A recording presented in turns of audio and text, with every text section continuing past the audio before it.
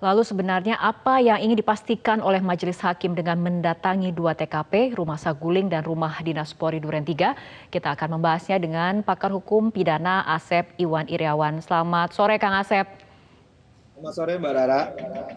Kang Asep, mengenai peninjauan yang dilakukan Hakim Ketua hari ini, lazimkah sebenarnya Majelis Hakim melihat TKP langsung atas tindak pidana? Ya, dalam praktik dikenal pemeriksaan setempat. Emang biasanya perkara perdata itu ya biasanya menyangkut batas tanah, sengketa kepemilikan. Ya biasanya hakim melihat pemeriksaan setempat. Ya itu suka terjadi di pidana juga sekali dua kali kalau menyangkut beberapa perkara menarik turun. Tapi kan tidak semua perkara pidana harus ada pemeriksaan setempat. Ini kan menarik perhatian publik. Artinya apa? Hakim untuk lagi hakul yakin, ya super yakin lah gitu bahwa oh kejadian di tempat itu ya yang digambar cerita Sambo gimana, PC gimana, KM gimana, RR gimana, Eliezer gimana, saksi Romer, pembantu ya dan sebagainya. Jadi bagi yang hakim sekarang bisa melihat aslinya. Kalau di kepolisian semacam rekonstruksi gitu, dalam arti itu tidak ada perdebatan, cuman betul ya bahwa di situ cuman hanya melihat situasinya. Jadi ketika Oke, hakim diceritakan itu akan lebih menggambarkan, Kang Asep. lebih meyakinkan. Ya, terus?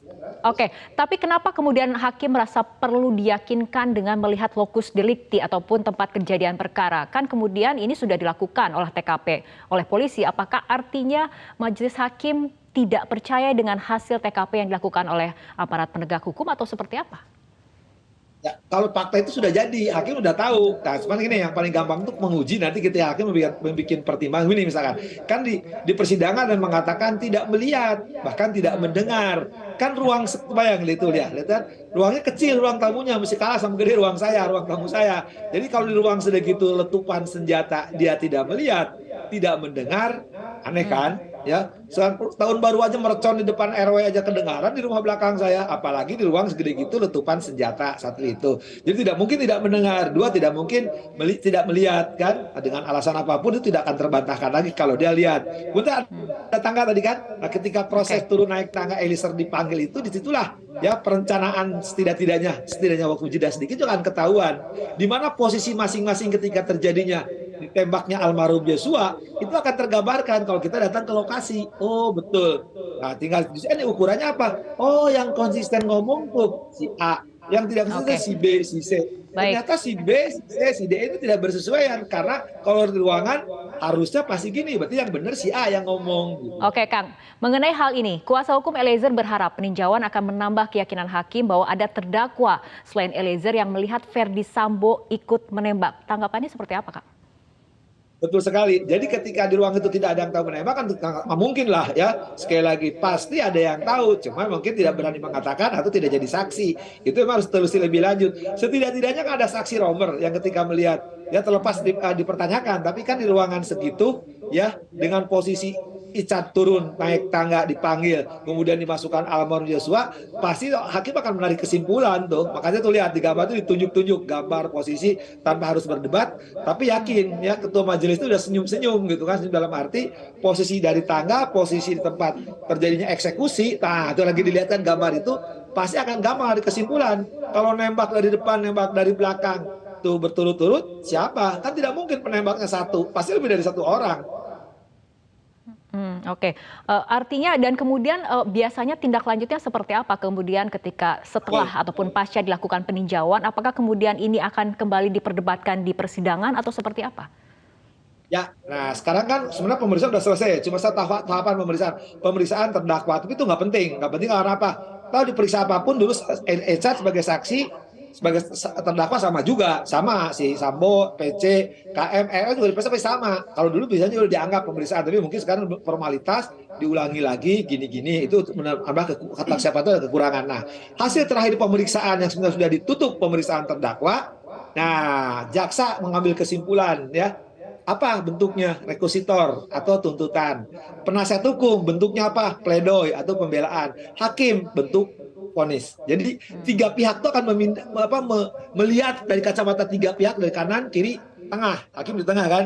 Ini sebenarnya nah hakim sudah ada pertimbangannya sudah jadi tuh. Kalau lihat apa gambar tangga ya itu gampang sekali dari kesimpulan tanpa jadi sarjana hukum pun penembakan atau perencanaan atau tiba-tiba itu akan ketahuan kalau ya apalagi hakim yang sudah sering memahami rekonstruksi yang biasanya dilihat dari foto gambar gitu kan. Nah, jadi nanti ketika hakim telah mengambil kesimpulan, jaksa mengambil kesimpulan, penasihat kesimpulan, itulah yang tertuang. Jadi perdebatannya nanti tertulis ya. Jadi disampaikannya tertulis. Tadi jadi bukan debat seperti yang kita pemeriksaan kemarin kan, entah saksi, entah ahli. Kita kan kalau kemarin kan lihat seolah-olah kita lagi nonton tukang obat, tukang akrobat, ahli nujum, ahli kubur, ahli surga, ahli segala ada muncul di ruangan itu kan. Kalau sekarang nggak bisa. Nanti semua bakal dengan oral, dengan tertulis semua kan. Tertulis itu akan tadi tertuang tadi dari kesimpulan ini yang sebenarnya masih ada tahapan lagi yaitu pemeriksaan terdakwa. Jadi kita sidang kurang lebih ada 4 atau 5 kali ya sampai putusan. Jadi kurang lebih sebulan lagi baru selesai perkara ini. Oke Kang, artinya kembali pada saat kemudian hakim melakukan peninjauan lokus delikti ataupun ke tempat kejadian perkara, apakah nantinya ini akan banyak berperan untuk melihat konsistensi keterangan yang selama ini diberikan oleh para terdakwa? Posisi dari terdakwa pada saat kejadian itu.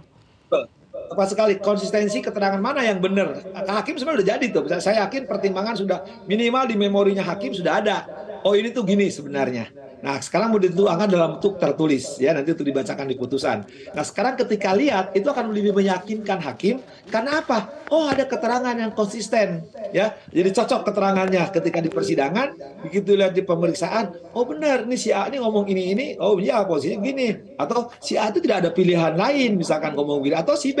Oh si B berbeda begini. Oh perannya dia misalkan nutup pintu, nutup jendela, ruang segitu ngapain harus tutup jendela?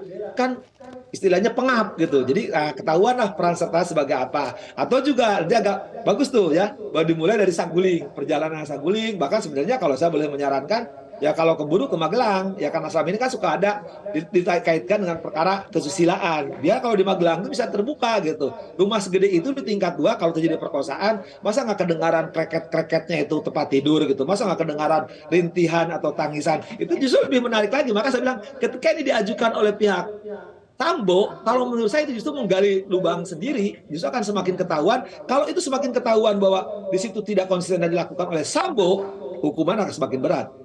Oke, baik. Kang Asep, terima kasih telah berbincang bersama kami sore hari ini dalam Metro hari ini. Pemirsa